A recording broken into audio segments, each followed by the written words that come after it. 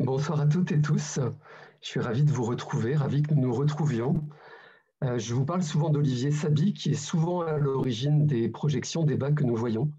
Et Olivier a eu la bonne idée de m'offrir un livre récemment. Et donc, il est aussi l'instigateur de cette soirée. Merci beaucoup, Olivier, au passage, pour le cadeau et pour toutes ces soirées.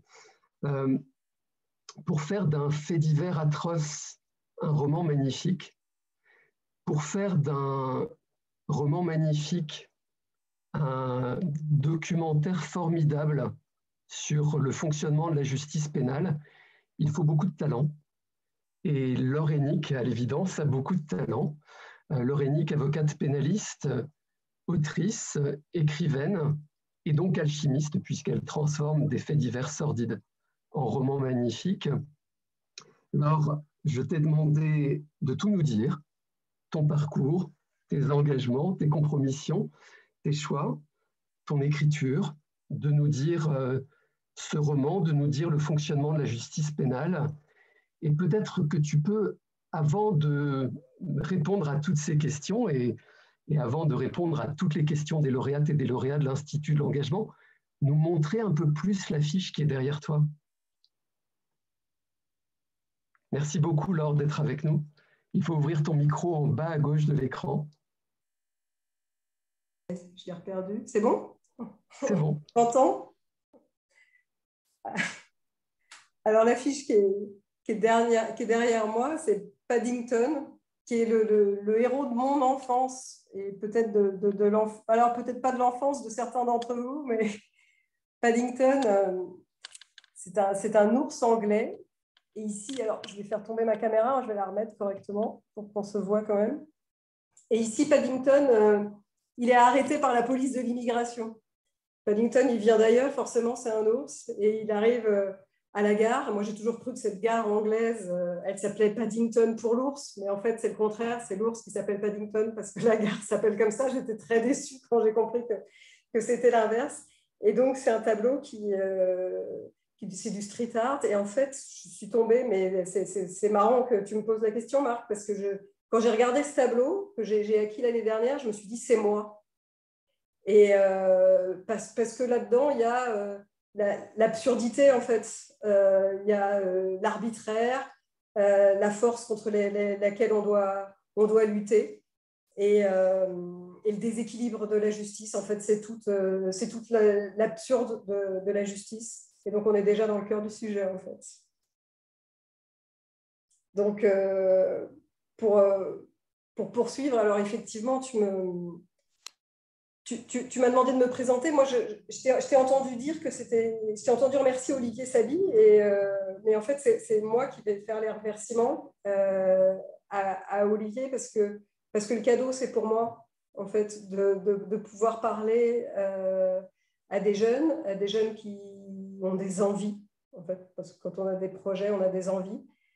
C'est drôle, je parlais avec une de mes associées tout à l'heure qui me disait « mais c'est fou, j'ai 45 ans et j'ai compris hier que envie, ça comportait ces deux mots, quoi. Ça voulait dire être en vie. Et donc, on peut vivre 45 ans, avoir une vie formidable et pas avoir entendu toute la signification des mots de la vie. Parce que c'est un cadeau, parce que cette rencontre-là, en fait, quand tu m'as écrit, Marc, on ne se connaissait pas, et c'est une rencontre qui est permise par l'écriture et par la lecture. Et c'est en ça que c'est tout à fait un cadeau de pouvoir avoir transmis quelque chose et d'avoir des retours qui permettent des rencontres et qui permettent des débats. Donc, je suis absolument ravie d'être là. Je vous ai demandé, je leur demande de m'interrompre parce qu'en fait, on me demande de parler de moi. Et c'est une drôle de question en fait, que je pensais avoir résolue. C'est-à-dire que quand on écrit un livre, on se dit qui ça va intéresser quand même. Enfin, ça pose la question de s'autoriser à parler, de se dire que quand même on va écrire 250 pages, les gens vont payer 20 € ou un peu moins. Mais pourquoi en fait et qui ça va intéresser? Et donc, j'ai un éditeur qui à un moment m'a dit mais en fait la vraie vie, ça intéresse. Et ça me parlait, quoi, de faire ce qu'on appelle aujourd'hui des romans de la vraie vie et de de raconter des choses qui sont peut-être pas réelles, mais pour autant qui sont tout à fait vraies. Et je pensais avoir résolu ce problème, mais aujourd'hui, en parlant devant vous, je me dis encore, finalement, le problème n'est pas résolu. Je ne suis pas tout à fait sûre que ce que je puisse vous raconter puisse vous intéresser. Et là, je me dis aussi que ça pose tout de suite la question de la légitimité. Je ne sais pas, je ne vois pas le panel à qui je m'adresse. Je ne sais pas si on est plus de femmes, s'il y a autant d'hommes, s'il y a ce qu'on appelle maintenant et qui semble si important, la parité. Mais je sais que la question de la légitimité, c'est une question qui est quand même très féminine. Que nous, à chaque fois qu'on doit intervenir quelque part, on se demande si on est légitime à le faire. Si on doit écrire, on se demande si on est légitime à le faire. Et aujourd'hui, je vois la conférence, je vois qu'elle porte mon nom, qu'elle porte mon livre, et est-ce que je suis légitime à vous parler? C'est une question qui est là tout le temps et qui est donc là après aussi quand finalement il y a eu des choses qui pourraient nous légitimer. C'est-à-dire que, oui, j'ai un livre qui a été publié par une grande maison d'édition, ça pourrait me légitimer. J'ai un diplôme d'avocat, ça pourrait me légitimer en fait. Mais je crois que là, en étant devant vous, je ne sais toujours pas répondre à la question de ce qui intéresse et ce qui légitime. Et en même temps, c'est peut-être ça aussi la quête qui, moi, m'intéresse ou me donne des envies. C'est justement parce que finalement, on n'est pas légitimé par l'extérieur, quoi. Pas légitimé par grand-chose, ou en tout cas qu'on cherche à chaque fois ce qui pourrait nous donner comme ça un droit, en fait. Et peut-être que le droit de parler, enfin. Et donc là aussi, je ne peux pas faire autrement que de faire un lien en vous disant, finalement, voilà, on arrive très vite au droit. Moi, j'ai choisi de faire du droit après le bac parce que franchement, je ne savais pas quoi faire. J'avais envie de faire de la philo, mais je ne voulais pas être prof. Donc, mon prof de philo m'a dit, il vaut mieux faire autre chose. Et donc, j'ai fait du droit parce que ça ouvrait à tout et que je ne voulais pas m'enfermer. Et vous allez vous dire que je suis un peu obsédée par le jeu des mots, mais c'est vrai que c'était peut-être un peu prémonitoire quoi, de ne pas vouloir de lutter déjà contre l'enfermement, qu'à ce moment-là, je ne savais pas que ce serait ça. Mais je voulais que les espaces soient ouverts et qu'ils soient déjà ouverts pour moi. Et donc, j'ai passé, mais même en passant le concours d'avocat, je n'étais pas sûre de vouloir être avocat. J'avais une petite idée de vouloir être juge des enfants quand je vois à quel point vraiment j'ai une énorme différence aujourd'hui avec les magistrats. Je me dis que ce n'était pas fait pour moi. Et donc, je suis devenue avocat et je suis devenue avocat à l'instant de passer le concours. On passe un concours écrit et ensuite on a un grand oral. Et dans l'exercice de ce grand oral, c'est de maintenir sa position comme si on défendait quelqu'un, comme si on était déjà avocat et on vous donne un sujet absurde ou tout à fait juridique, quel qu'il soit, il faut maintenir votre position. Et à ce moment-là, en face d'une contradiction et en maintenant une position qui d'ailleurs ne m'importait pas du tout, j'ai su que j'allais être au bon endroit, en fait, que j'allais vouloir faire ça et que ce n'était pas la théorie des livres qui me l'avait appris. Ensuite, j'ai cherché ma voie aussi. J'ai fait un peu de droit des affaires parce que je me demandais si être avocat, ce n'était pas être entailleur, ce n'était pas avoir plein d'argent. Voilà, j'ai cherché un peu ça. Et puis j'ai rencontré le pénal. Une histoire de hasard et puis une histoire de rencontre. C'est certainement pour ça aussi que je suis très sensible à ce qu'on puisse se rencontrer aujourd'hui, qu'on puisse échanger, que les liens puissent être maintenus parce qu'il y a quand même des rencontres qui changent la vie.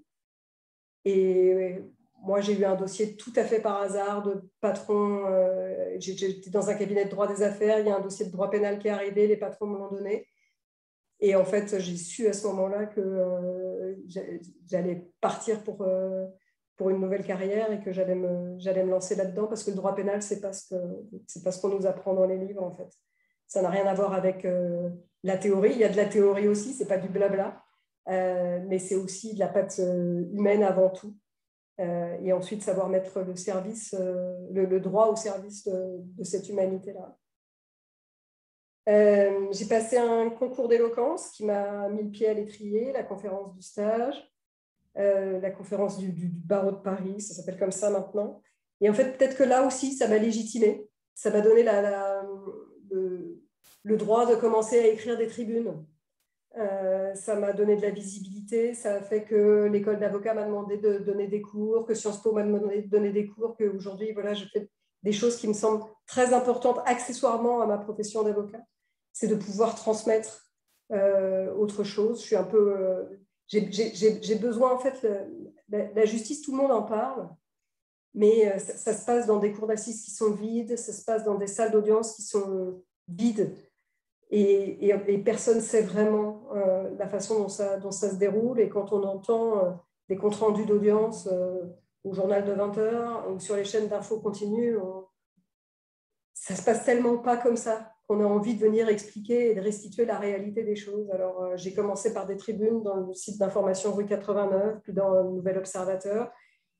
Et j'ai poursuivi sur un livre, un premier livre en 2014, publié Porter leur voix aux éditions Fayard. Et puis, j'en suis arrivée à un roman. Et c'est pour ça qu'on est là aujourd'hui. Mais tout ça, c'est un cheminement. Pourquoi un roman, en fait? Parce que quand on est avocat, tout le monde nous pose toujours cette question, mais comment tu fais, en fait, pour défendre un criminel, comment tu fais pour défendre quelqu'un si jamais tu sais qu'il est coupable? Et la question ne se pose jamais. Pour le coup, de la légitimité dont je vous parlais tout à l'heure, la question, elle ne se pose pas quand on est avocat, parce qu'on défend effectivement une seule personne, on défend un seul côté, mais tout est équilibré, parce que tout le monde est défendu, parce que chacun a un avocat, parce que la société est représentée par le procureur de la République, et en fait, la balance de la justice, elle se fait parce que chacun est à sa place. Et précisément, si on défend quelqu'un qui a violé, quelqu'un qui a tué, qui peut avoir fait le crime le plus atroce qu'on puisse imaginer, si on le défend, on peut tout à fait le défendre à 100%, on est complètement libéré de cette défense-là, parce que de l'autre côté, il y a quelqu'un d'autre et que l'équilibre est là. Or, si vous ne jouez pas votre rôle en tant que défenseur, la balance devient déséquilibrée. Alors, je ne voulais pas écrire, je crois que je m'en défends un peu, je ne voulais pas écrire un livre d'avocat. C'est-à-dire que je ne voulais pas écrire un livre que d'un seul côté. En fait. Quand on entend un avocat qui s'exprime sur un procès, mais et il a bien raison, il donne sa vérité, il donne sa version. Il se trouve que donc la vérité, elle est très parcellaire. Parce que la vérité, justement, c'est ce que je vous disais tout à l'heure, c'est tous les points de vue. Et le roman me permettait ça. Ce n'est pas une histoire qui est une histoire vraie, le fait divers que je raconte. Bien sûr, elle est nourrie de toutes mes expériences et c'est ce qui me donne aussi la possibilité de raconter. C'est-à-dire que toutes les scènes auraient pu être vraies et elles sont inspirées de plein de dossiers. Je vais raconter une reconstitution, un interrogatoire, un meurtre, une autopsie, un procès, tout ça, je sais comment ça se passe. J'ai assisté à ça, ma vie est faite de ça. Mais le roman permet d'être dans la tête des uns et des autres et de pouvoir donc restituer une vérité qui est beaucoup plus complexe et qui est beaucoup plus vraie que si j'avais parlé comme avocat de l'une des parties. Alors ce roman, il parle de quoi en fait? Alors il s'appelle Corps défendu. Je suis assez contente d'avoir trouvé le titre. Alors, je peux le dire d'autant plus facilement que c'était un beau moment avec des amis à qui je racontais le livre que j'allais publier. Et le titre, c'est ce qu'on trouve à la fin, en réalité. Et moi, je savais que je voulais qu'il y ait la notion de corps parce qu'il y a quelque chose qui est, j'espère bien en tout cas, qui n'est pas du tout descriptif dans ce livre-là, qu'on vit les sentiments des uns et des autres, qu'on les ressent et donc que le corps est tout à fait présent. Et puis il y avait la notion de défense. Et j'ai un copain qui à un moment se crie corps défendu et c'est à lui que je dois ce titre-là, auquel j'ai ajouté le pluriel. Pourquoi aussi? Parce que déjà, c'est parler pour tout le monde, mais la polysémie du titre, c'est les trois thèmes en fait, de ce livre qui sont la défense de l'avocat, le viol et l'homosexualité. Et dans ce titre-là, il y a vraiment les trois thèmes qui étaient absolument importants pour moi. C'est un livre qui traite du passage à l'acte. Ce qui m'intéressait, moi, c'était de traiter comment qu'on peut donner, ce que la justice peut apporter à partir du moment où il y a eu un acte absolu, irréversible. En l'espèce, une jeune fille qui était homosexuelle, qui vivait avec une femme qui avait 20 ans, a été violée, puis elle a été assassinée. Et son meurtrier, c'est un pauvre type. En fait, c'était un copain de copain, ils se connaissaient, ils rentraient de boîte de nuit ensemble. Il la viole, il la tue, il avoue tout de suite les choses, il est complètement dépassé, il ne peut rien expliquer des raisons pour lesquelles il a commis cet acte, sauf qu'il en est lui-même absolument, absolument consterné. Et le livre s'ouvre sur... Il n'y a pas de suspense, ce n'est pas un polar, je ne déflore rien en disant ça. Le livre s'ouvre sur le coup de fil du père de la jeune fille qui comprend qu'il a besoin d'une avocate pour comprendre, qu'il a besoin d'une avocate pour suivre la procédure. Et donc, il appelle en expliquant que sa fille a été assassinée. Et le livre, ce n'est pas tant le passage à l'acte que la répercussion sur les vivants, en fait. Ce n'est pas tant la procédure que comment les gens vont s'en sortir, tous les subterfuges qu'ils vont trouver pour vivre encore. Et l'avocate, quand elle... Et c'est aussi, bien sûr, enfin, pas bien sûr, mais c'est la contamination de ce crime-là, de la dureté de ce crime-là, sur la vie de l'avocate elle-même, sur comment on défend quand on défend une seule partie, justement, mais qu'en réalité, on a envie d'être partout parce que la justice, c'est ça, et que les avocats, en vrai, ils défendent qu'une personne, mais ils ont envie de défendre tout le monde. Et l'avocate, elle sait tout de suite qu'elle va être insuffisante, parce que ses réponses vont être insuffisantes, parce qu'en fait, devant ce qui est irrémédiable, ce qui est sans retour, on peut rien restituer. Et donc, elle, sa quête, c'est qu'est-ce que je vais pouvoir faire en quoi consiste mon métier? C'est quoi, quand quelqu'un est mort, de restituer sa part de vérité, de restituer sa mémoire, de la faire revivre, bien sûr, dit comme ça, c'est beaucoup trop, mais de répondre à certaines attentes, sachant que les attentes ne vont pas être les mêmes pour tous. Que les parents d'Ève, qui est donc la jeune fille qui est décédée, eux, ils ne se posent pas la question de savoir si le crime a été homophobe ou pas, qui est une question qui traverse tout le livre. Ils ne se posent pas la question, alors que la compagne d'Ève, qui s'appelle Émilie, pour elle, c'est une question qui est absolument cruciale. Et donc, pour l'avocate, il y a ce positionnement à chaque fois, le problème de la place, en fait, de rester à sa place, de trouver sa place, qui se pose à chaque fois pour elle et qui traverse le livre. Alors, on suit les parents, on suit le père qui, lui, pour son subterfuge, en fait, pour essayer de s'y retrouver, de ne pas couler, c'est d'étudier totalement le dossier, alors que la mère, elle, va tout mettre à distance. La compagne d'Ève va, elle, en faire un combat, au contraire, un combat tout à fait militant. Et la narratrice, alors, tu m'avais demandé, Marc, de parler aussi de mes compromissions. Et en fait, la narratrice, c'est mon double. C'est toujours ces romans, qu'est-ce qui est vrai, qu'est-ce qui n'est pas vrai, voilà, tout traverse, il y a plein de choses qui ne sont pas vraies, il y a des choses qui sont vraies, tout est un peu moi, bien sûr, parce qu'on a tellement de soi quand on est dans l'écriture. Mais la compromission, je crois que c'est quelque chose qui est... après, il faut faire la différence entre le compromis et la compromission, évidemment, mais qui est très forte dans la tête d'un avocat pénaliste. C'est-à-dire qu'on est tout à fait dévoué et dédié à celui qu'on va défendre, mais si vous défendez un criminel, vous avez parfois l'impression que vous pouvez tellement rien faire pour lui, que le système écrase tellement, que vous participez au système et que vous n'êtes plus qu'un alibi.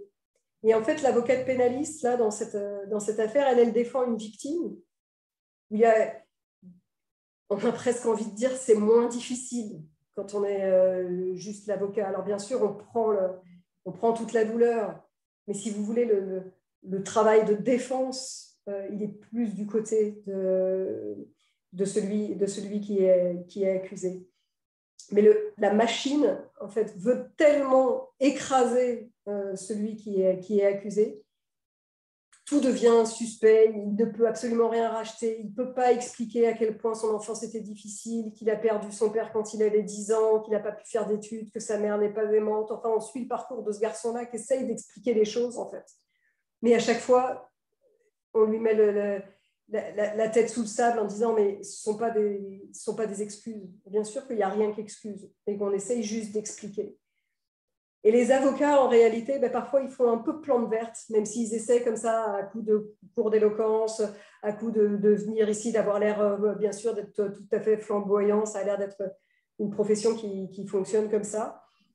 Mais les avocats, en réalité, redoutent souvent d'être des alibis, en fait, et simplement des rouages de cette machine qui sert à écraser l'autre. Et l'avocate, là, elle essaye de tenir son rôle, donc de défendre absolument la partie civile, mais de ne pas participer à ce système qui écrase l'autre. Donc, elle n'en rajoute pas, elle essaye de ne pas en rajouter, elle essaye de ne pas aller là où c'est facile. Et bien sûr, parfois, il y a des emportements parce qu'il y a tellement de douleur. Et puis, il y a peut-être parfois de la paresse aussi, parce que la justice va tellement dans le facile que peut-être qu'elle aussi, elle va un peu trop dans ce qui pourrait être facile parfois, et en tout cas, elle s'en défend. Et ça pose la question de à quoi ça sert cette défense-là, quoi. À quel prix? Est-ce que ce n'est pas véritablement juste une comédie un peu hypocrite? Et donc la narratrice, elle, c'est l'équilibre que j'ai essayé de trouver dans le livre. Elle est percutée elle-même, et elle est percutée dans sa sexualité aussi, parce que ça pose la question de l'homosexualité, de la façon dont elle est vécue. Ça pose la question de l'homophobie. Et c'est vrai que j'avais construit moi, au départ le livre d'une manière totalement différente, c'est-à-dire que très clairement, la narratrice, elle, vivait un parcours de découverte de l'homosexualité, et le crime, lui, n'était pas du tout homophobe, ça n'existait pas, cette question. C'était un viol, un meurtre, sans qu'il y ait la question de l'homophobie et de l'homosexualité.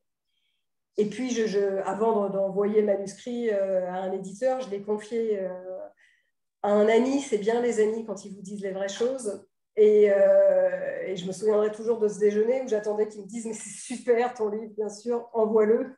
Et puis il m'a dit « Bah non, tu as 2 livres, tu as 2 thèmes, tu as l'homosexualité et la justice, choisis ». Et je suis repartie un peu bousculée avec cette phrase qui m'est vraiment restée, parce que je savais qu'il avait raison. Il avait raison sur la première partie de la phrase, tu as 2 livres. Et en revanche, sur le choisi, là, je ne pouvais pas lui donner raison sur le choisi parce que ce n'était pas possible pour moi, et que ces 2 thèmes-là étaient absolument essentiels pour moi. Donc, il a fallu que je trouve le moyen de réintégrer. Et donc, j'ai ajouté un personnage, le personnage d'Émilie. Je me suis dit que ce n'était pas la narratrice qui allait vivre cette histoire d'homosexualité que je voulais raconter, mais c'était le personnage de celle qui a été assassinée et de sa compagne. Et puis, les choses avançant, et à ce moment-là, dans cette deuxième version, je le raconte parce que je pense que c'est intéressant par rapport à ce qu'on vit maintenant. Dans cette deuxième version, l'avocate, elle vivait avec quelqu'un dont le prénom était Camille, et dont en fait le sexe était neutre, c'est un prénom masculin ou féminin. Et il n'y avait aucun accord sur tout le livre pendant les 250 pages. Alors, je peux vous dire que j'étais assez fière sur le plan stylistique. On ne pouvait pas savoir de la première jusqu'à la dernière page si cette avocate vivait avec un homme ou si elle vivait avec une femme. Et moi, ce que je voulais dire par là, c'était que ça n'avait aucune importance, et qu'en fait, j'aurais aimé que le lecteur se dise on s'en fout. Et j'aimais bien aussi l'idée qu'il y ait des lecteurs qui passent complètement à côté de ça, que des lecteurs se disent évidemment que c'est une femme, que d'autres se disent évidemment que c'est un homme. Enfin, j'aimais bien que ce soit totalement ouvert. Ça ne se passe plus comme ça dans le livre maintenant. Je déplore un peu, mais on s'en fiche. Et tant mieux si vous allez le lire, et tant pis sinon. Mais au tiers du livre, on comprend qu'il s'agit d'une femme. J'ai été un peu poussée par l'éditrice, qui a eu complètement raison là-dessus. Les éditeurs n'ont pas forcément raison, mais je crois bien qu'elle a eu raison, de me dire à un moment donné, mais en fait, si le conflit de est-ce que le crime est homophobe, la justice se pose cette question-là, mais ta narratrice, dans son couple, ça la contamine aussi. Et donc, il faut qu'il y ait cette même querelle, en fait, qui vienne dans la vie privée, la question de l'homophobie, et que la compagne de la narratrice lui dise, mais qui, elle, vit aussi son homosexualité de la même façon que la compagne d'Ève qui est décédée, qui le vit d'une manière un peu un peu militantes et qui disent à la narratrice, mais attends, mais il n'y a que toi, quoi, pour pouvoir imaginer que ce n'était pas un crime homophobe. Et pour que ça existe, ben, il fallait que la narratrice vive avec une femme. Alors, je ne suis pas complètement d'accord là-dessus. C'est-à-dire que ça veut dire aussi que dans un couple hétérosexuel, ben, l'homme ne se serait pas dit que c'était si important cette question de l'homophobie. Alors qu'on peut certainement quand même concéder aux hommes hétérosexuels qui sont tout à fait concernés par la possibilité d'un crime et révoltés par la possibilité d'un crime homophobe. Cela étant, je pense qu'effectivement, c'était plus lisible qu'il y ait un effet de miroir dans le couple que forme l'avocate avec sa compagne et que forme Émilie avec Ève.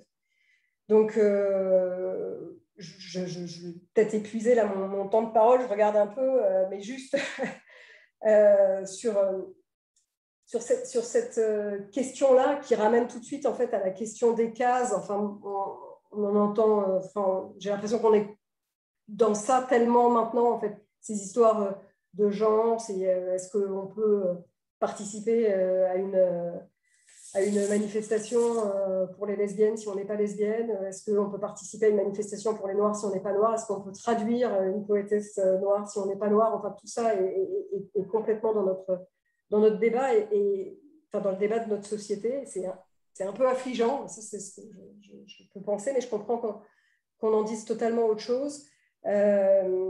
Mais je crois que le point commun qu'il y a entre l'écrivain et l'avocat, c'est justement de faire sortir les gens des cases. Et là, j'ai un peu envie de vous dire que peut-être que c'est un point commun aussi qu'on peut avoir avec l'Institut de l'engagement, c'est d'assumer aussi sa propre case, de se créer sa case et que on n'en soit pas une, parce que ce n'est pas un mot qui est joli, mais de refuser ce qui peut être les sentiers déjà, les sentiers battus, en fait. Et voilà, moi, j'avais le désir fort, qui est un désir d'avocat, qui est un désir d'écrivain, qui est un désir de citoyen, de dire que les choses sont plus complexes, en fait, qu'elles n'y paraissent, et que toutes les histoires valent le coup d'être racontées. Et pour finir, parce que j'y tenais, mais ça revient tard, dans celui qui est jugé dans mon affaire, mais c'est représentatif de la façon dont ça se passe dans la société, il y a beaucoup de mépris, en fait.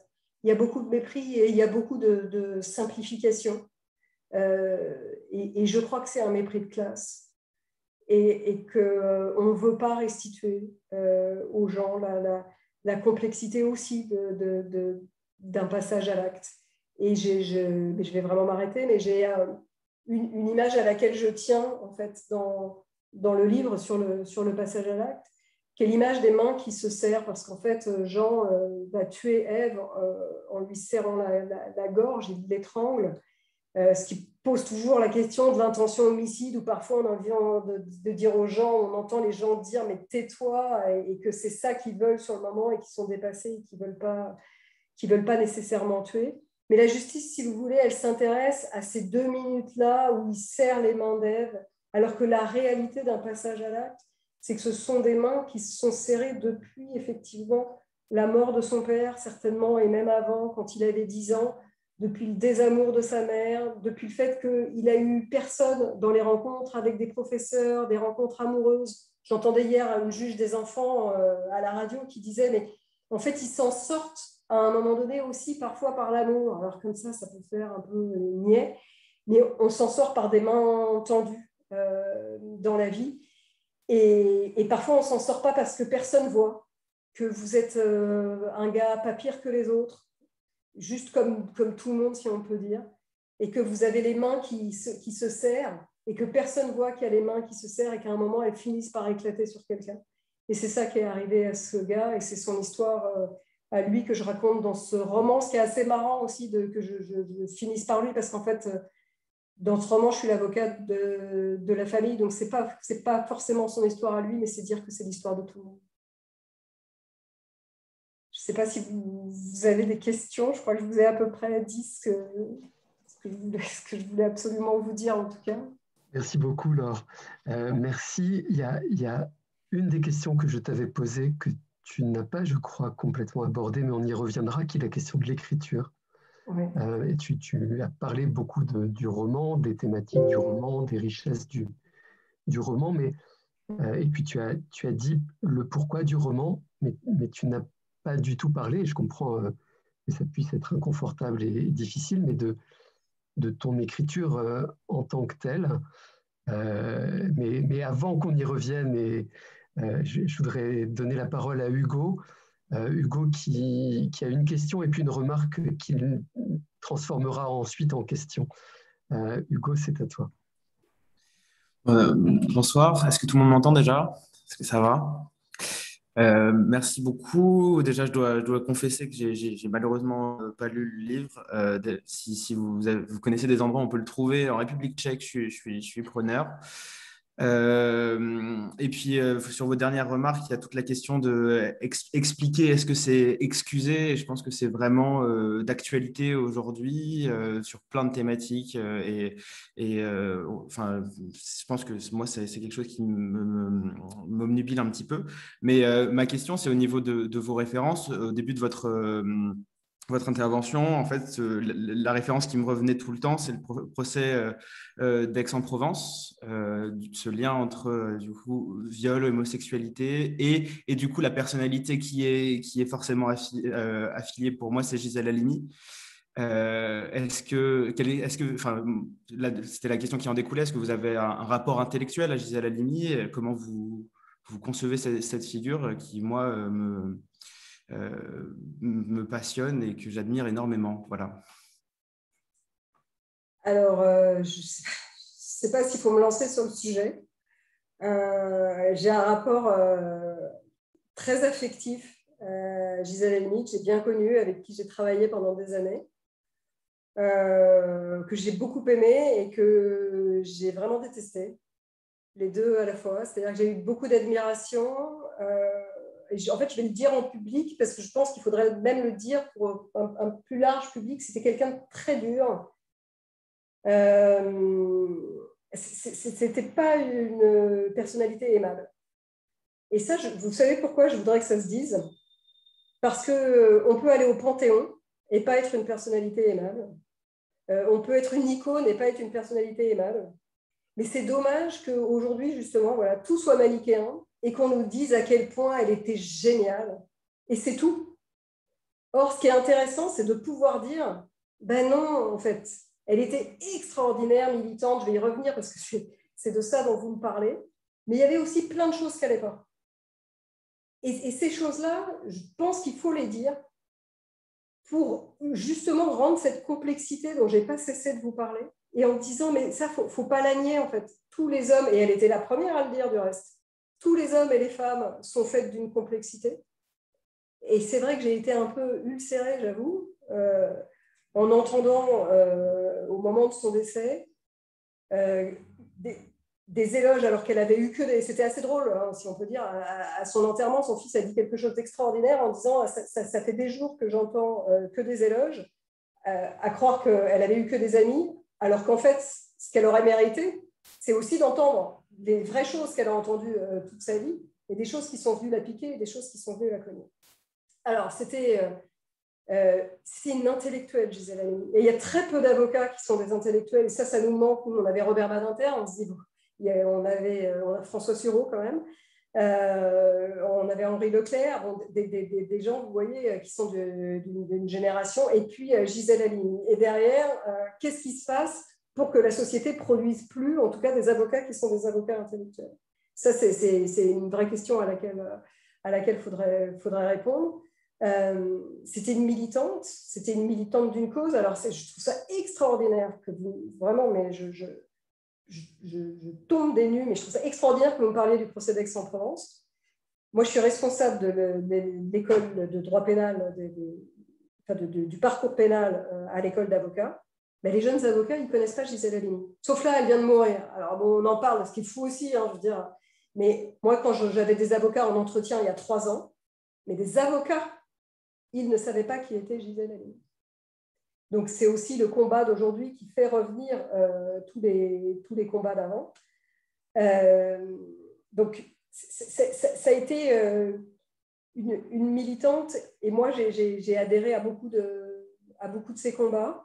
Il y avait un moment, elle me disait, mais Laure, est-ce que vous choisissez vos dossiers? Parce que comment est-ce que vous pourriez défendre un homme qui a véritablement agressé une femme si jamais vous n'êtes pas sûr qu'il ne l'a pas agressée? Vous voyez, là, je n'étais pas d'accord. C'était ma limite avec Gisèle Halimi, qui était plus une militante et une intellectuelle, à mon sens, qu'une avocate, mais qui a fait avancer notre serment, l'indépendance de l'avocat dans le serment, qui a fait avancer énormément de choses au détriment de sa propre vie.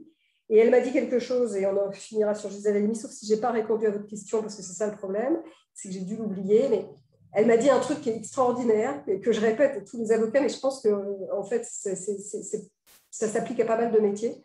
Gisèle, elle disait, être avocat, la formation continue d'un avocat, c'est d'aller au théâtre, et c'est de lire des livres, et c'est de faire entrer la vie dans le tribunal. Parce que quand vous rentrez dans un tribunal et que vous voyez les juges, vous allez en dire, mais en fait, ils ne vivent pas la vraie vie. Et c'est ça aussi, quand je vous disais, c'est la lutte des classes, en fait, des conceptions de classe à des moments. Ils ne vivent pas la vraie vie. Ils n'ont pas les mains dans le cambouis. Et pour aller au théâtre et lire des livres, ce n'est pas forcément avoir les mains dans le cambouis, mais c'est ramener les choses à un socle commun. Et c'est ça qu'elle savait particulièrement bien faire. Et ce que j'adorais aussi, pour finir sur une image positive, parce que j'ai peut-être été un peu négative, mais c'est un sujet très épidermique chez moi. Vous savez, vous avez certainement cette image, quand le tribunal arrive, on demande à la salle d'audience, on demande aux gens dans la salle de se lever. Et à chaque fois, Gisèle, elle me disait, mais c'est quand même fou qu'on doive se lever en signe de respect, alors qu'on ne sait pas à ce moment-là s'ils sont respectables. Et je crois qu'il n'y a pas un jour où je ne pense pas à cette phrase, où je me dis, bon, bien sûr, elle se levait quand même, mais ça donnait tellement du courage à ce moment-là, et on était déjà dans la lutte, comme un peu un échauffement avant de commencer le combat. Donc, j'espère qu'il y aura qu'il y aura d'autres figures comme la sienne pour poursuivre le chemin. Et franchement, je suis ravie que vous en parliez, et je vous encourage à lire ces livres. Parce qu'au moins, elle a écrit, elle a transmis, et vous l'avez peut-être lu, donc le procès d'Aix-en-Provence, en fait, ce qu'il y a, c'est qu'il a été totalement écrit. Enfin, sauf si je me trompe, mais dans mon souvenir, ce n'est pas elle qui écrit le livre, c'est vraiment le procès qui a été retranscrit, et on voit bien là cette figure assez complexe des agresseurs qui, je crois, avaient été défendus par Gilbert Collard, et qui n'avaient pas non plus là, du tout la figure du monstre, et où effectivement la question de l'homosexualité se posait. Et on va enchaîner avec Lauriane. Bonjour, je vais me présenter, du coup, je suis Lauriane, je ne suis pas avocate, je suis juriste, pas en droit pénal, mais en droit humain. Je voulais savoir pourquoi avoir fait le choix de pousser le thème de l'homosexualité, quelle est la réelle rationnelle derrière, notamment parce que vous avez répété plusieurs fois, c'est un sujet qui me tient à cœur, c'est un sujet qui me tient à cœur, mais pourquoi pas personnellement, mais quel est le message que vous avez voulu peut-être faire passer au lecteur via ce thème-là?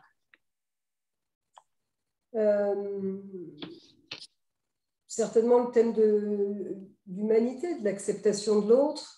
Là encore, du fait que les cases ne sont pas évidentes. Si vous voulez, tout le monde, la société est conçue comme étant hétéronormée. Alors, j'aime pas trop ces termes-là, mais vous voyez bien ce que je veux dire, comme si, à l'évidence, un couple, c'était un couple hétérosexuel. Alors, moins dans les jeunes relations, c'est assez extraordinaire d'entendre maintenant. Moi, j'ai un fils qui a 16 ans et il me dit oui, dans la classe, il y a des couples homosexuels. Ce qui, nous, à notre âge, moi j'en ai 48, c'était inimaginable qu'à cet âge-là, ça puisse se concevoir. Et donc, il y a quelque chose de l'ordre de l'altérité, quelque chose en plus, je crois, à mettre en scène un couple qui serait un couple homosexuel. Ça complexifiait aussi le crime et la nature du crime. Est-ce qu'il est homophobe ou pas? Et est-ce que la question se pose ou pas? C'est-à-dire que pour la justice, ce n'est pas une question qui se pose parce que celui qui a tué bon, il risque déjà perpétuité, donc en réalité, la cause du crime, on s'en fiche. Elle n'est même pas posée juridiquement si le crime est homophobe ou pas. C'est vraiment quelque chose qui résonne de l'ordre de l'intime. Parce que justement, c'est drôle, vous dites que je suis juriste, mais c'est pas en droit pénal, mais en droit humain. Bon, le droit pénal, c'est un peu ça aussi. Et, le droit, et la vie, c'est un peu ça aussi. Vous faites du droit humain, vous faites de la vie, quoi. Et vous faites tout rentrer dans la vie. Et alors, j'ai pris le biais de l'homosexualité pour aussi, certainement parce que dans mon esprit à moi, j'y associais peut-être une certaine douceur. Ouais.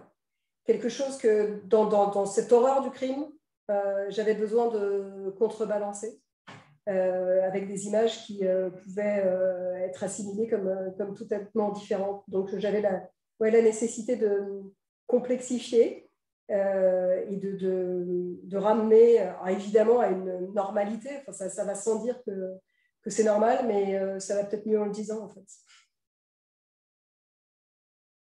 Merci beaucoup. Lauriane, tu as un conseil à demander aussi.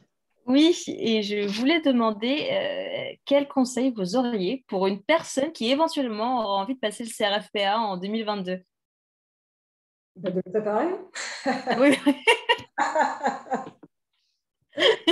C'est quoi le CRFPA, Lauriane?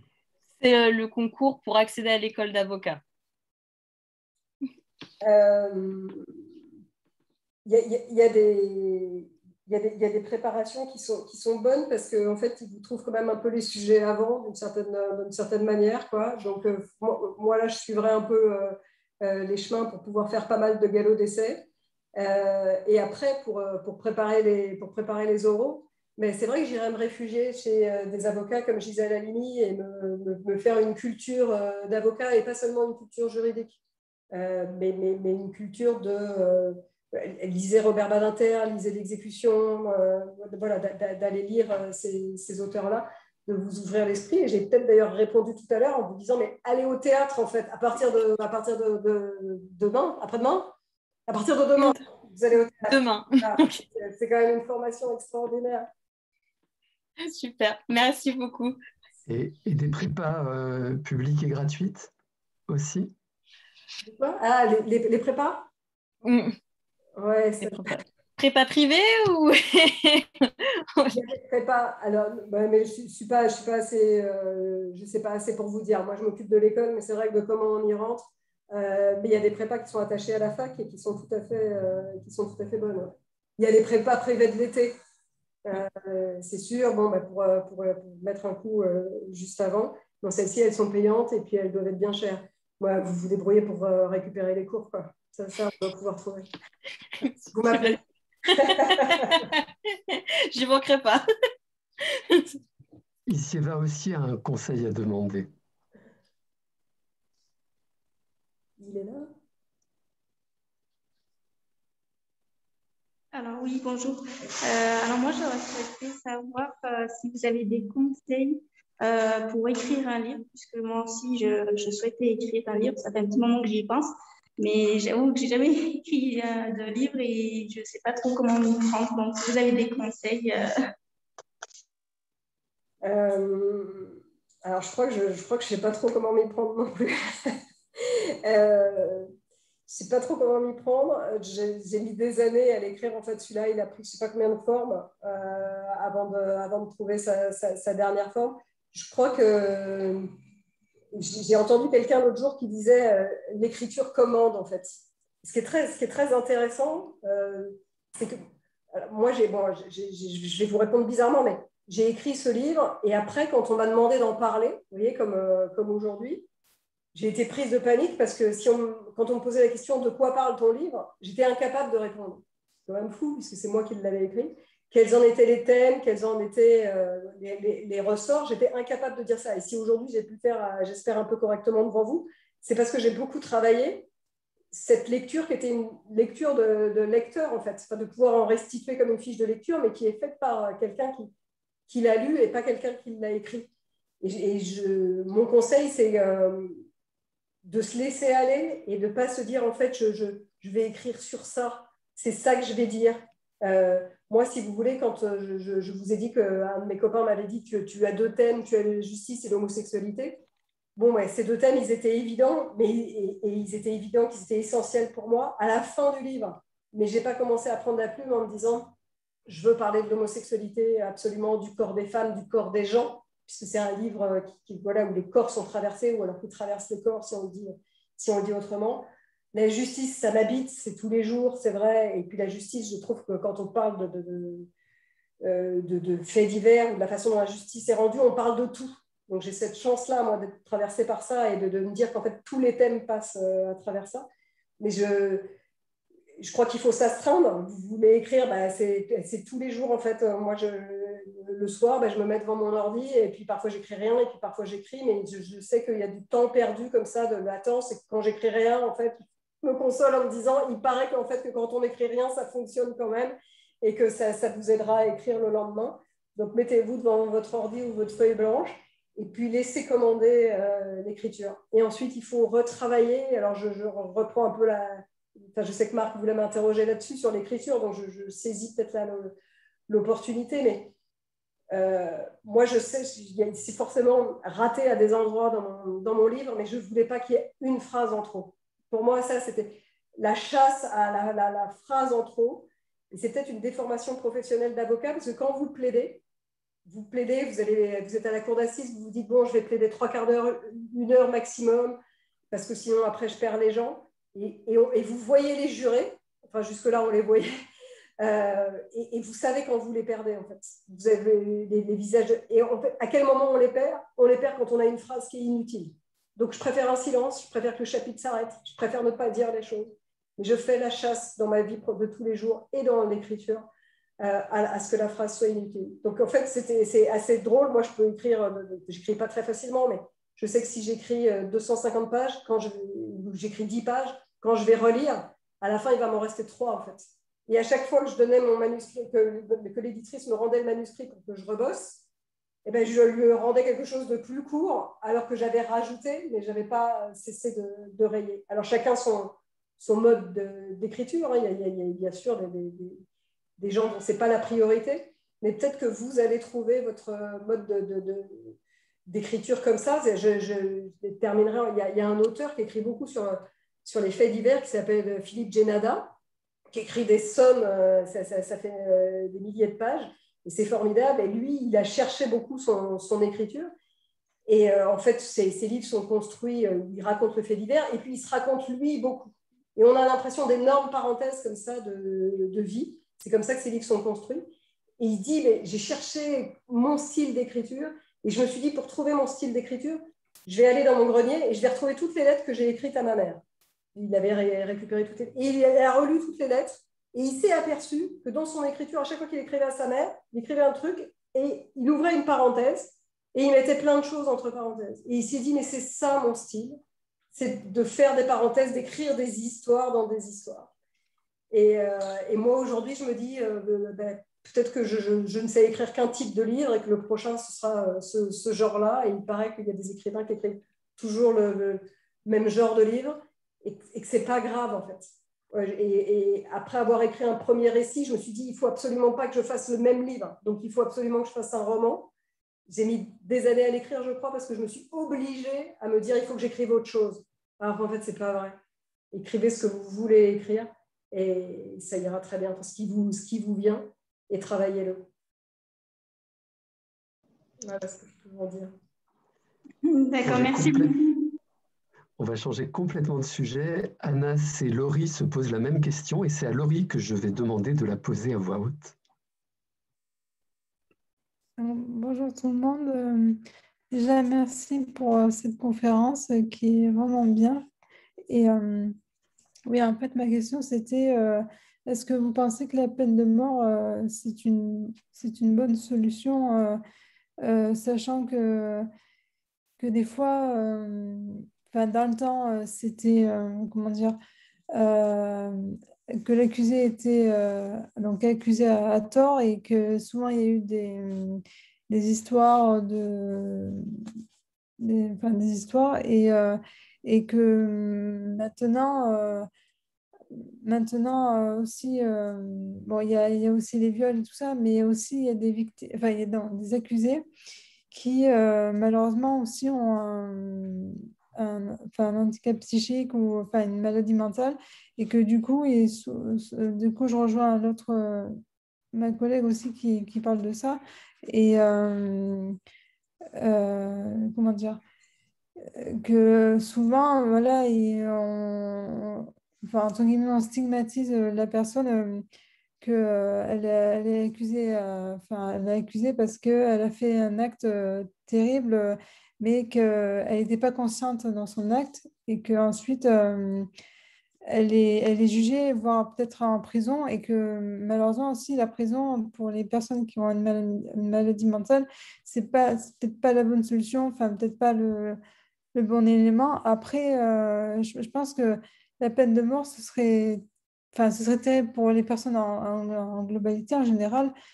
Et après, je ne sais pas, est-ce que ce serait une bonne solution ou pas? Est-ce que, sachant que, enfin, personnellement, je suis contre, mais après, ça discute.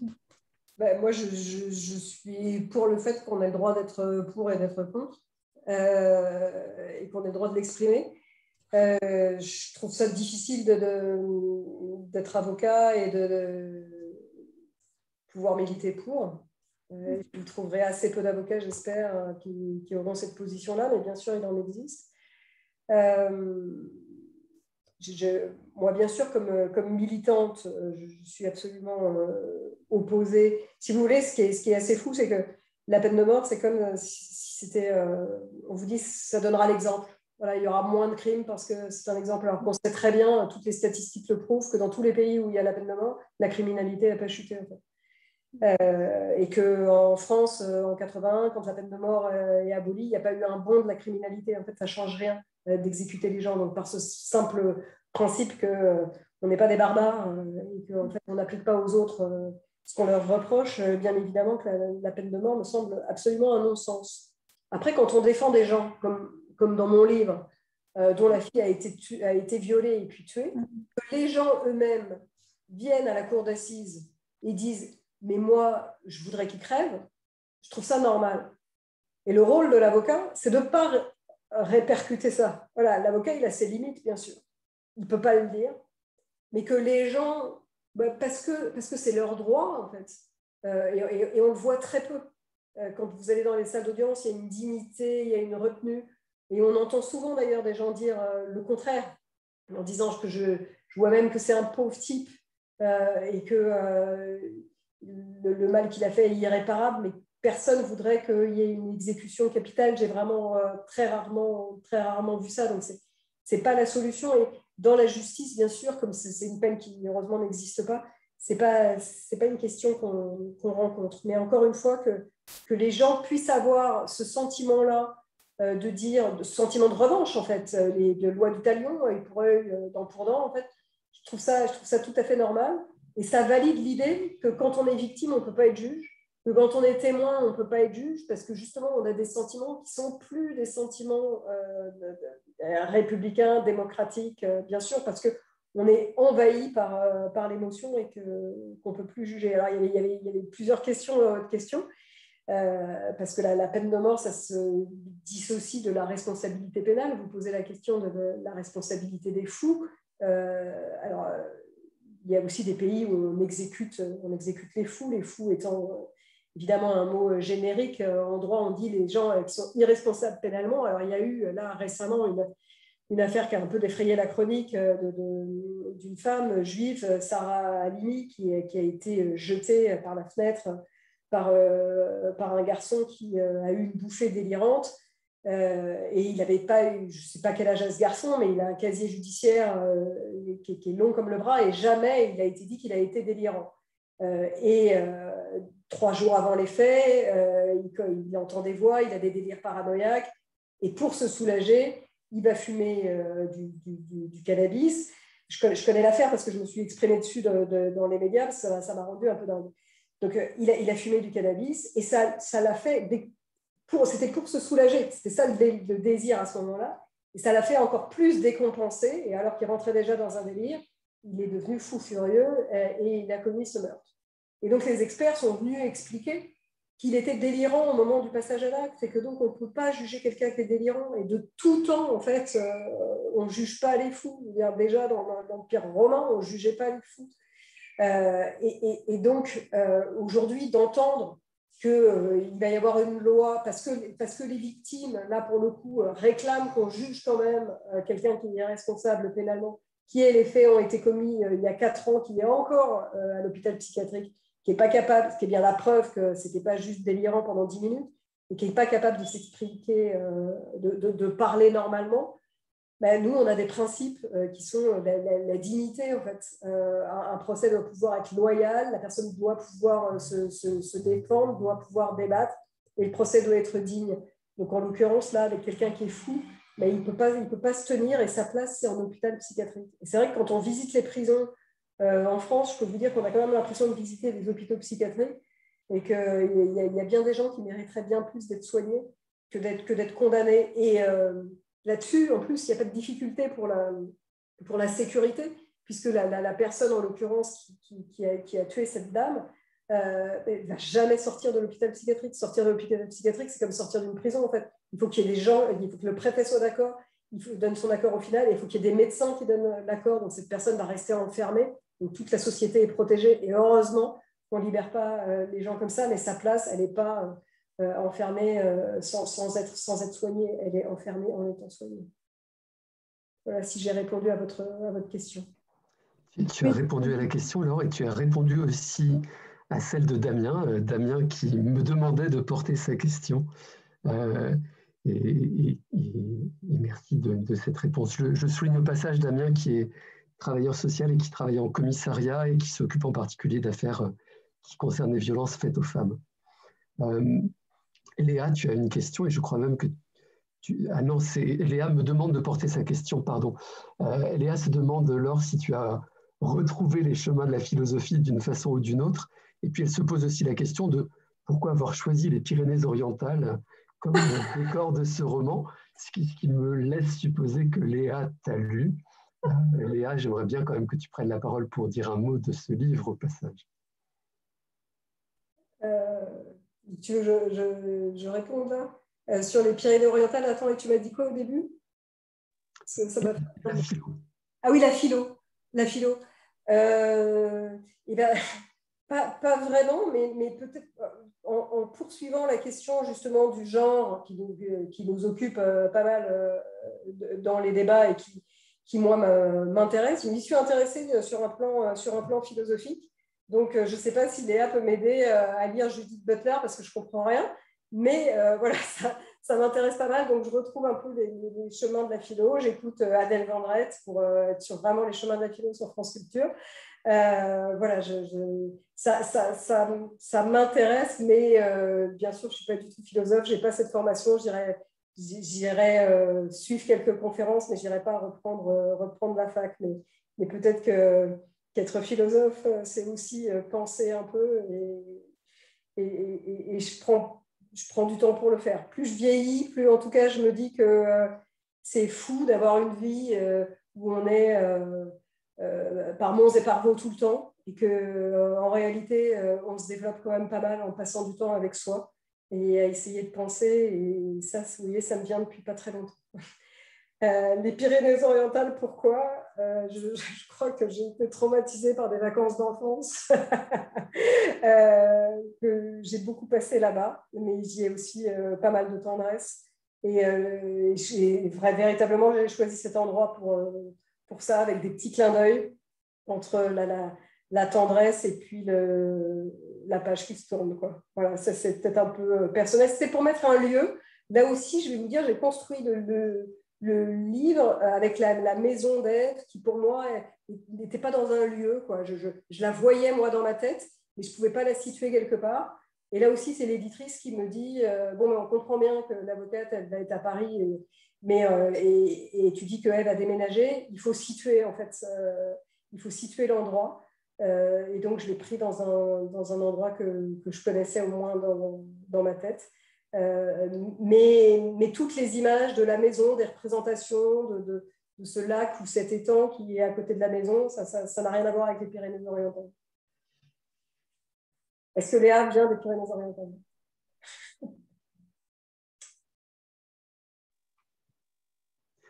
Léa se cache.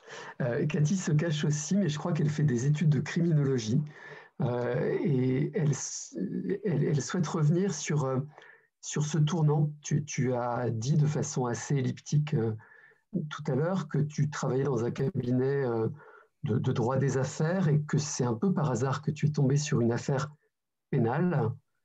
C'était quoi cette affaire? C'était quoi cette rencontre? Et comment s'est passé ce virage? Alors, c'est assez dingue, parce que là, la réponse que je vais faire, c'est la première fois que je vois le lien. Enfin, je vois le lien qui franchement, pour le coup, je fais des liens pour tout, j'ai l'impression, mais là, je crois que c'est un hasard complet. La première affaire que j'ai eue, c'était le fils de gérant de société dont le cabinet, puisqu'il faisait des droits des affaires, s'occupait de la société. Et le fils, tellement mignon, beau comme un dieu, étudiant sympa qui coche toutes les cases, s'était retrouvé en prison pour avoir, avec des copains, infiltré des réseaux homosexuels. C'est fou, quoi. Alors là, vous voyez, c'est la première fois que je me dis, bah, tiens, est-ce que c'est ça depuis le début? Et avoir été tabassé des gars en s'étant fait passer pour eux-mêmes homo. Ils arrivaient, ils prenaient un rendez-vous, et en fait, ils tapaient les mecs, et puis ils volaient ce qu'il y avait. Et ce garçon m'avait bouleversée parce qu'il me disait qu'il était absolument innocent de tout ça, et que, évidemment, tout l'accablait. Et que j'ai découvert à ce moment-là, pour la première fois, que, évidemment, c'était un garçon avec qui j'aurais pu aller boire des coups, que j'aurais pu adorer, et qu'il était dans un déni total de ce qui s'était passé, qu'il allait finir par accoucher grâce à une juge qui a été super parce que le crime faisait absolument aucun doute, que lui a pu à ce moment-là dire des choses assez extraordinaires aussi de lui et qui sont sortis et qui posaient la question aussi de l'homosexualité de chacun des garçons pour qu'il y ait une telle haine homophobe. Mais c'est pas trop ça à ce moment-là qui m'a touchée. C'est justement cette complexité en fait des êtres humains et comment on peut avoir la certitude du bien chez quelqu'un et que en fait, bien sûr, il y a autre chose, il y a des faces noires et des faces des faces meilleures. Et que j'ai pu accompagner ce garçon qui a eu un parcours derrière absolument formidable. Et donc, voilà, c'était ma première rencontre avec le droit pénal, qui était donc assez violente, mais je crois que c'est comme ça qu'on rentre dans le droit pénal aussi. Il n'y a pas de petite porte ou de grande porte, quoi. On fait des allers et retours et des va-et-vient entre l'écriture et le droit, la justice. Joël, tu as une question?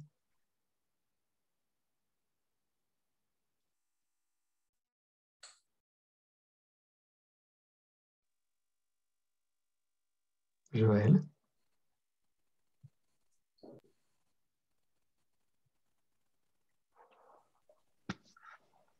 Donc, je vais me faire le porte-parole de Joël si elle n'arrive pas.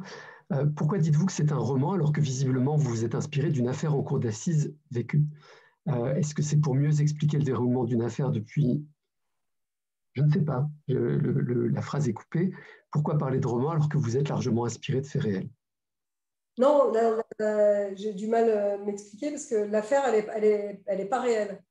L'affaire, elle est pas réelle.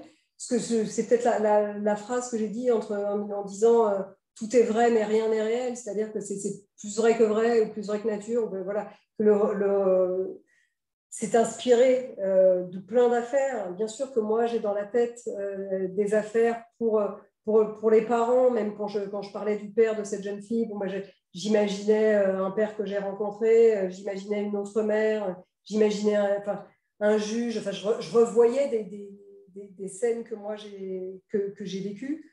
Il y a quelques moments qui peuvent être vraiment inspirés de faits réels, mais cette affaire-là, elle existe pas du tout.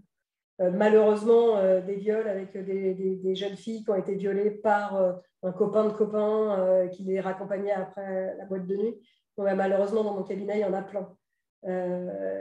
Des crimes, alors des crimes homophobes, j'en ai jamais défendu, mais vous avez eu rien que à la première question un exemple de ce crime-là. Donc voilà, c'est pas une affaire qui est vraie, donc c'est tout à fait un roman, mais effectivement, j'aime cette idée de se dire que c'est un roman de la vraie vie en fait, je ne suis pas allée, on n'est pas dans la science-fiction en fait, qui nous permet de réfléchir sur la vie d'aujourd'hui. Une question d'Alizé. Que pensez-vous du projet de loi pour la confiance dans l'institution judiciaire et notamment l'enregistrement et la diffusion des procès en direct au regard de la présomption d'innocence et du droit à l'oubli? Alors, je crois que ce n'est pas en direct quand même. Et je crois que ce serait diffusé à partir du moment où même, mais peut-être que je me trompe, la décision serait définitive. Donc, on ne serait même pas dans un cas de léger différé. Enfin, en tout cas, dans les débats, la première idée, c'était ça. Que ce soit filmé, si vous voulez, moi, je trouve que c'est une bonne idée. Parce que l'expérience que j'ai pu avoir de procès médiatisés ou parfois de journalistes qui télévisés qui peuvent nous suivre sur des émissions ou même de chroniqueurs judiciaires, c'est que la justice n'est pas rendue de la même manière lorsque véritablement il y a une publicité et qu'il y a une audience. Que les juges, alors pardon pour peut-être que les avocats aussi, mais j'ai envie de dire les juges se tiennent mieux et que ce mépris dont je vous parlais tout à l'heure, on le retrouve moins. Mais ce qui ne me va pas du tout dans cette réforme-là, c'est de faire croire qu'on en est là à la possibilité de filmer, que c'est ça qui est important. Alors qu'en fait, quand vous allez au palais de justice, ben, les juges, ils n'ont même pas, vous voyez, le code pénal, ce gros code rouge-là, et ben, ils n'ont même pas les moyens de l'avoir, personne ne leur fournit, ils n'ont pas de stylo. Le tribunal, il vient d'être construit, il fuite partout. C'est une catastrophe. On doit avoir des badges qu'on n'arrive pas à avoir. Enfin bon, si vous voulez, c'est l'administration française qui s'écroule totalement dans les moyens qui ne lui sont pas accordés. Quand vous voyez l'état des prisons, quand vous voyez le fait que vous attendez 3 ans avant qu'il y ait un jugement parce qu'il n'y a pas de juge, bon, ben, les moyens, il faut les mettre là-dedans. En fait. Mieux vaut quand même être jugé dans un délai absolument raisonnable que d'avoir son affaire qui passe à la télé. Donc, je suis un peu révoltée devant ce genre d'annonce qui, évidemment, voilà, est un peu spectaculaire. Et en même temps, le fondement, bah, pourquoi pas, oui. Bien sûr, tout ce qui peut donner une publicité. Je vous disais, les salles d'audience sont vides et c'est pour ça aussi que nous, on a envie de transmettre à l'extérieur et que c'est important pour moi de venir vous en parler ici, de faire des tribunes dans les médias. Bon, bah, c'est sûr que si ça passe à la télé, au moins les gens connaîtront leur justice. La justice, elle est rendue au nom du peuple français. C'est ça qui est marqué sur les jugements au moment où ils sont rendus, au nom du peuple français. Et en fait, le peuple français ne sait pas comment ça se passe.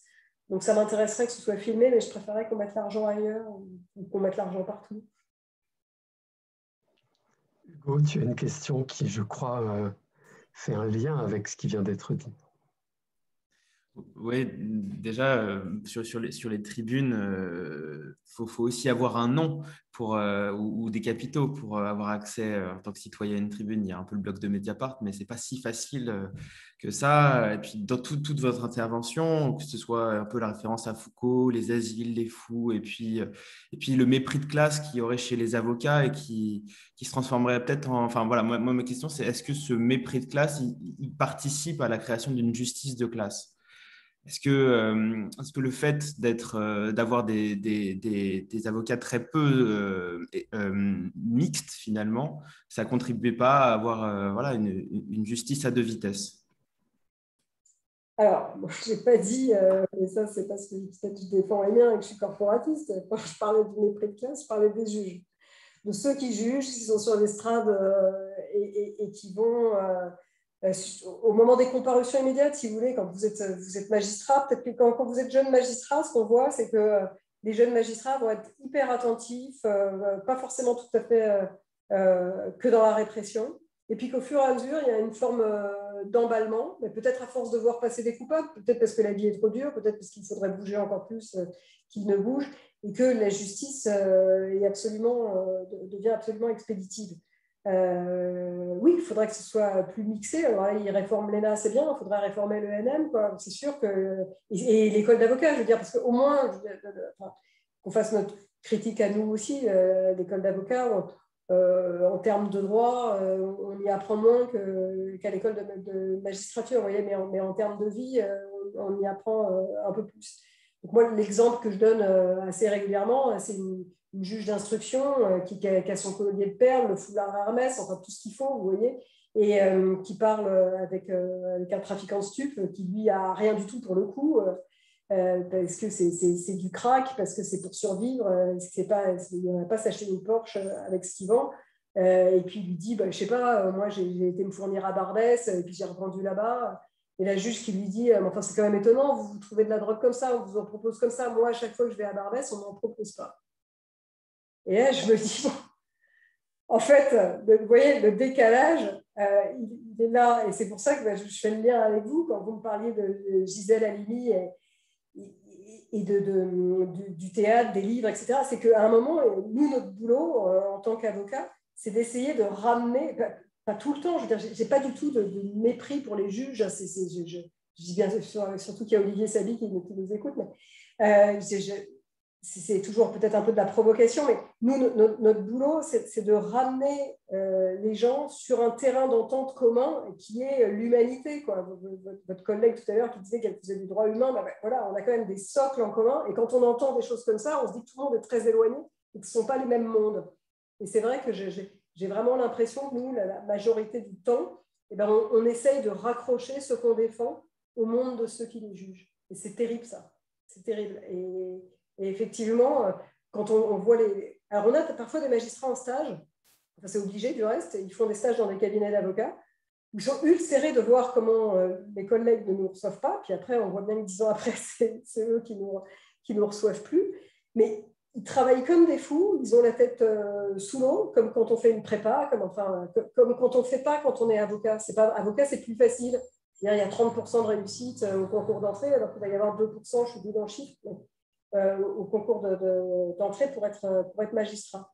Donc, ça fait que vous avez la tête sous l'eau, et ça fait qu'effectivement, vous ne savez pas ce que c'est que la vie, vous ne savez plus ce que sont les relations sociales. Je caricature, parce que bien sûr qu'il y a des magistrats qui sont absolument formidables, mais il y a beaucoup de choses à changer dans les écoles, et notamment moi, alors c'était un projet de Dupond-Moretti que, comme tous les avocats, je ne peux plus supporter alors que je l'ai tellement aimé, mais c'était un projet de faire une école commune entre les avocats et les magistrats, et qui ne va pas du tout pouvoir mettre en œuvre, mais c'est dommage, parce que ça, c'était une super idée. C'était un moyen de faire les socles, et c'est comme ça que ça se passe aux États-Unis, ce n'est pas un modèle des États-Unis, mais vous passez d'être avocat à être procureur, à être magistrat, mais pratiquement d'une affaire à l'autre, quoi. Donc ça, c'est la même école, pas d'une affaire à l'autre, mais vous y passez très facilement et c'est normal, alors que chez nous, il y a une détestation et une école tout à fait différente, et c'est dommage.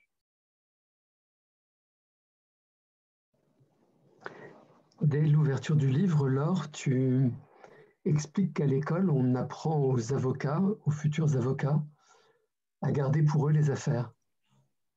Et comment ils se retrouvent dans une espèce de solitude.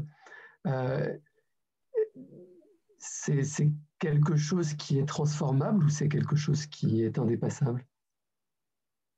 Ça se transforme. Si on ne ramène pas les affaires et on ne parle pas des affaires parce qu'il y a ce secret professionnel, ça, on ne le fait pas chez nous, mais on peut le faire entre avocats.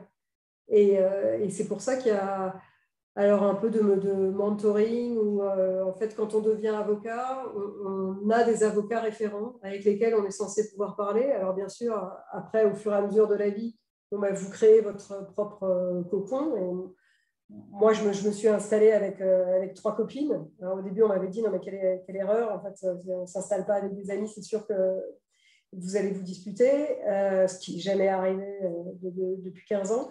Et ça permet qu'on parle entre nous, en fait. Ça permet parce que c'est lourd, parce que toutes les erreurs, si vous voulez, moi, je paye une assurance de responsabilité civile en me disant, mais j'ai aucun risque, moi, financier. J'engage financièrement aucun risque. En revanche, je peux vraiment me faire casser la gueule et on peut venir me retourner le bureau s'il y a une nullité que je n'ai pas vue, si j'ai raté une audience.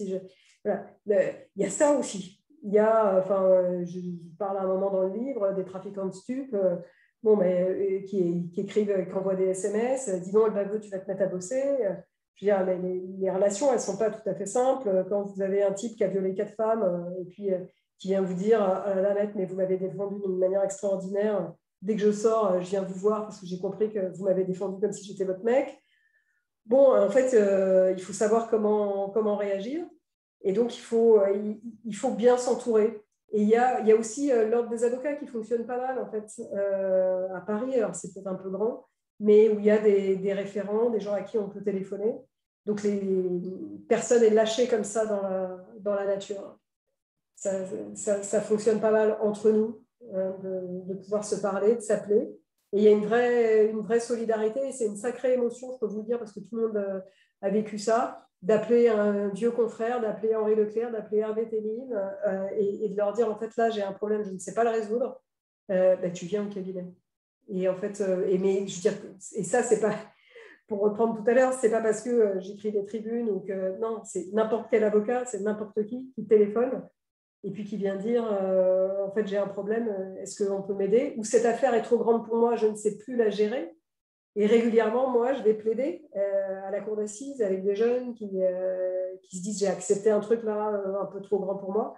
Et il y a une forme de solidarité comme ça, ou donner des conseils, ou aider sur des dossiers. Et ça, on a tous vécu des moments un peu difficiles par rapport aux clients ou par rapport aux dossiers, donc ça fonctionne pas mal. Il ne faut pas s'inquiéter pour ça. Et merci d'avoir répondu au passage à une question que Manon me demandait de porter sur la difficulté de rester impartial pour chaque client que vous défendez.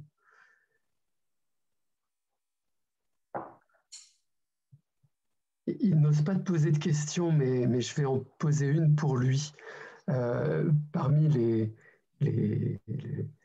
ton public, Laure, ce soir, il y a François Besse.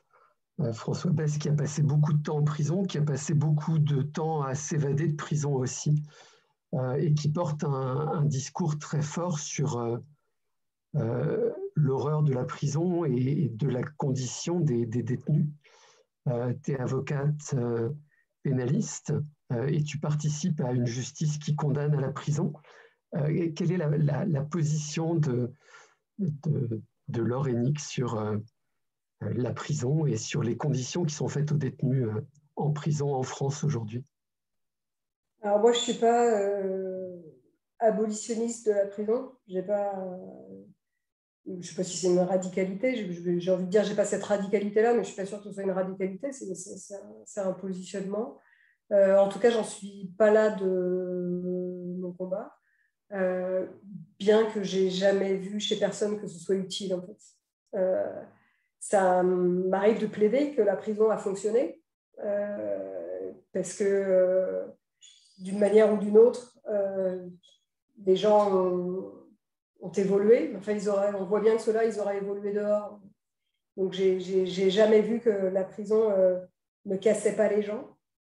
Et alors, en même temps, je suis en train de me dire c'est complètement absurde de dire ça et puis de ne pas être abolitionniste. C'est peut-être aussi d'avoir renoncé, on parlait de compromission, en se disant ça c'est trop gros pour la société, quoi. Déjà que personne n'entend ce discours, que j'arrive pas à comprendre qu'on ne puisse pas entendre ce discours qui est pourtant d'une telle simplicité que quand les gens sortent en libération conditionnelle, quand ils sortent de manière accompagnée, ils récidivent moins que quand ils vont au bout de leur peine. Et malgré tout, à chaque fois qu'il y a des débats, on ne peut pas entendre, ça n'a pas l'air de faire voter, on ne peut pas entendre que vaut mieux que les peines soient aménagées. Donc moi, je milite, alors je suis très amie avec Delphine Boisel qui préside l'Observatoire international des prisons. Il y a des avocats qui font comme ça vraiment uniquement du droit pénitentiaire et qui le font d'une manière absolument extraordinaire. Je pense à Amélie Moreno, l'association La 3D. Enfin, il y a des avocats très, très spécialisés. Je fais plus du droit pénal en général, mais j'ai été... Vous savez, nous, quand on va en prison, en fait, on voit le parloir avocat, on voit l'entrée et on voit le parloir avocat et puis c'est tout. Et tout à l'heure, je vous disais, l'hôpital, je me trompe de mot, mais quand on va en prison, on a l'impression que c'est un hôpital psychiatrique. Mais ça, je le sais pourquoi. Parce que justement, j'ai contesté devant le tribunal administratif les conditions de détention indignes à la maison d'arrêt de Fresnes. Et que j'ai obtenu des indemnisations pour les détenus de Fresnes, et notamment les détenus handicapés qui n'avaient pas les cellules adaptées, qui pouvaient accéder à rien. Enfin, et donc là, j'ai pu aller visiter chaque cellule. Mais sinon, on n'a pas accès à ça, en fait. On nous amène les détenus ou les détenus viennent dans des parloirs avocats qui sont à peu près potables. Mais là, à ce moment-là, j'ai pu voir à quoi ressemblait une cellule. Et je me suis dit, mais c'est quand même fou, quoi. On est avocat et on ne sait pas ce que c'est que le quotidien d'une cellule. On ne sait pas à quel point c'est dégueulasse, à quel point c'est ignoble, qu'on n'y passerait même pas une demi-heure, en fait, et que c'est dégradant en soi. Voilà, donc ça a été une expérience extrêmement forte pour moi. Je sais qu'il y a une vidéo qui a circulé il n'y a pas très longtemps où avant qu'une cour d'assises siège, il y a des magistrats qui accompagnent les jurés en maison d'arrêt, puisque les jurés vont prononcer une peine de prison, on va dire 20 ans à quelqu'un.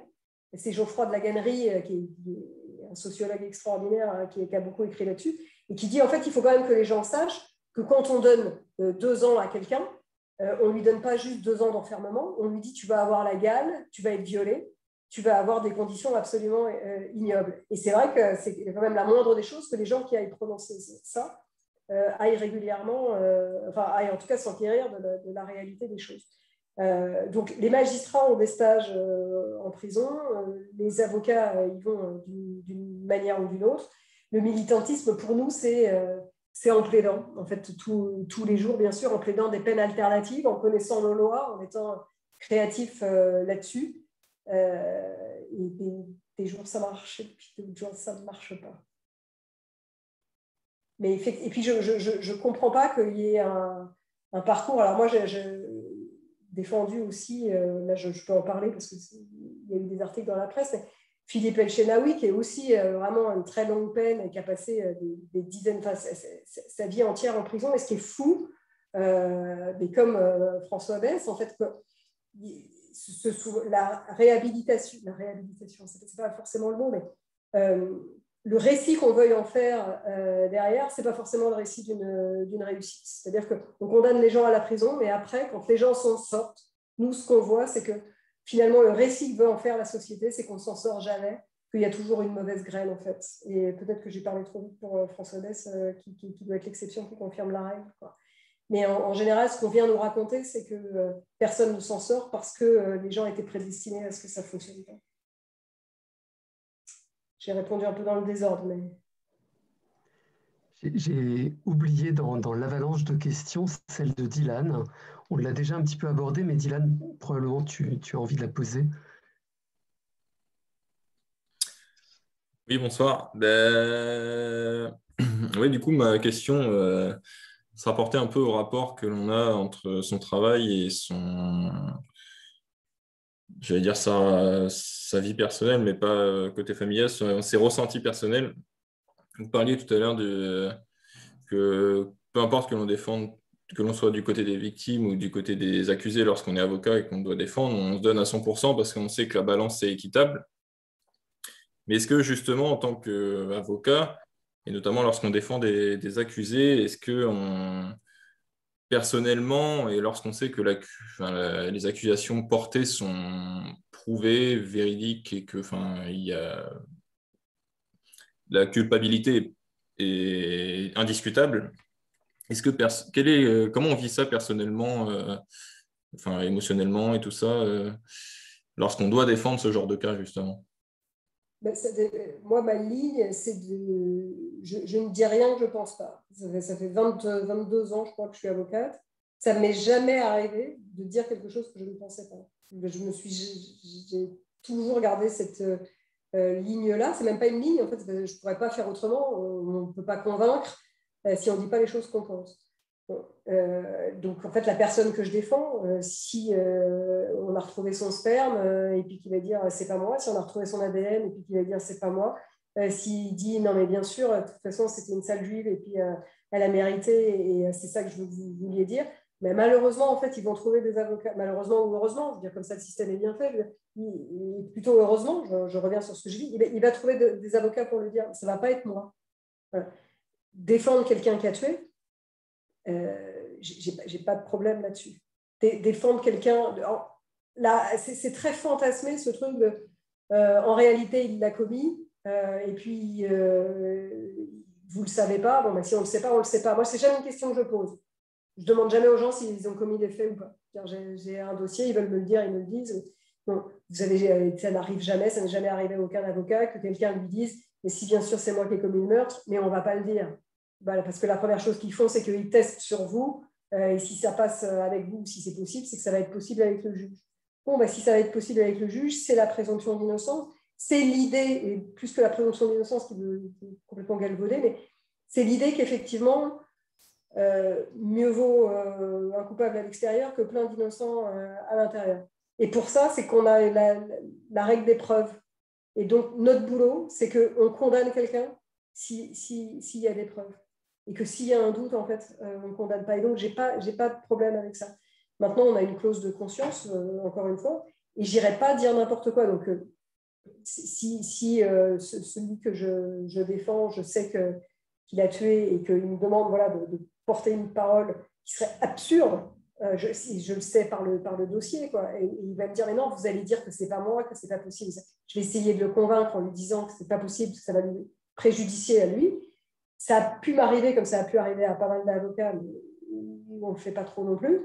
C'est de dire, écoutez, je comprends bien que vous n'êtes pas capable, en fait, d'aller dire les choses parce que c'est trop douloureux. Parce que souvent, vous voyez, par exemple, pour prendre le viol, on comprend et on entend beaucoup dire que c'est très compliqué pour les femmes d'aller reconnaître et dire qu'elles ont été violées.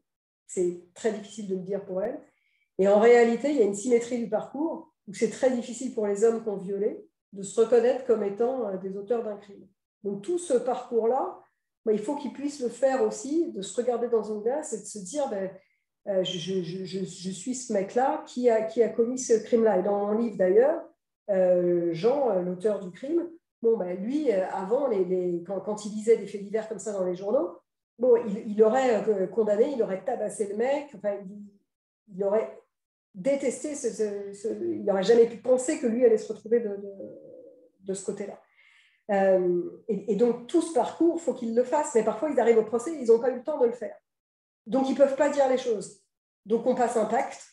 Quand je vous parlais de la responsabilité professionnelle, vous voyez, là, on n'est pas, c'est pas mes 10 000 euros ou mes 20 000 euros qui sont en jeu, là, vous voyez, et où je dis, voilà, moi, je vais aller dire pourquoi vous ne pouvez pas avouer que c'est vous. Et puis, si vous n'êtes pas d'accord, vous allez vous lever pendant que je plaide. Bon, je peux vous dire que là, on plaide et on se dit, ouh, ça risque d'être chaud. Mais en fait, parfois, ils vous disent, oui, effectivement, maître, allez-y, dites que je l'ai fait. Mais moi, je ne peux pas. Et c'est des moments assez forts aussi, parce que ce sont des moments qui sont vrais, où vous n'avez pas quelqu'un qui est venu réciter un truc par cœur en disant, bah ouais, c'est moi, et pardon, et qui va avoir tous les mots qu'il faut, mais qui sont des mots d'avocat. Lui, il ne peut pas, il n'en est pas là dans son parcours. Et il y a l'avocat derrière qui est là et qui est capable de dire les mots. Alors, ce qui ne va pas pour faire le lien avec la prison, c'est qu'après, une fois que vous avez plaidé, que lui, il a fait son petit parcours pendant le procès et qu'il a fait son petit parcours avec vous, il se retrouve en tôle pendant 10 ans, et que là, il n'y a personne.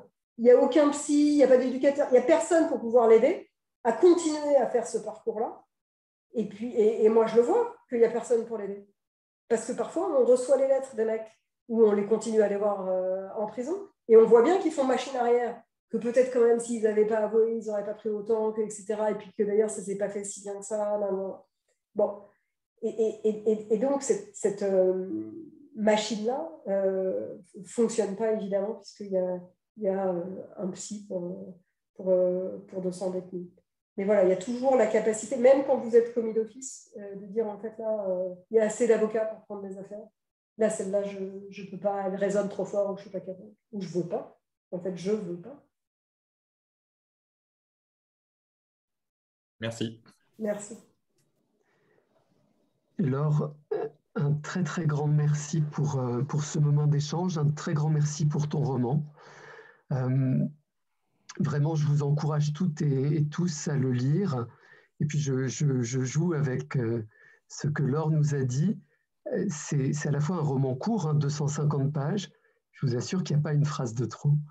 Je vous assure qu'il se lit à toute vitesse et qu'il se dévore, et que à la fois il est précis, il est concis, et qu'il donne tout le temps à penser, à réfléchir. Donc vraiment, saisissez-vous de ce livre et vous allez passer un formidable moment et prolonger ce moment formidable qu'on a passé avec Laure ce soir en découvrant son écriture, en découvrant son livre. Et n'hésitez pas à le faire connaître. Puis je ne résiste pas au plaisir d'une toute dernière question un tout petit peu personnelle, Laure. Est-ce que tu as eu le temps de regarder, peut-être de lire Le démon de la colline aux loups? Non, j'ai pas eu le temps. J'ai pas eu le temps, mais tu me diras. Il est pas là. J'ai 2 tables de nuit. J'ai une vraie table de nuit, j'ai une table de bureau et il est sur la table de nuit. Donc un autre roman qui parle de justice. Merci beaucoup. La semaine prochaine, mardi prochain, on se retrouve avec une conférence débat sur une thématique très très différente. On va parler de plastique et d'océan, et on va le faire avec le directeur général de Tara Océan et le directeur scientifique de Tara Océan. Donc j'espère vous revoir la semaine prochaine. Bonsoir à tous. Merci Mélissa pour le générique de fin qui va apparaître. Un immense merci Laure. Merci beaucoup. Merci beaucoup vraiment. Merci beaucoup.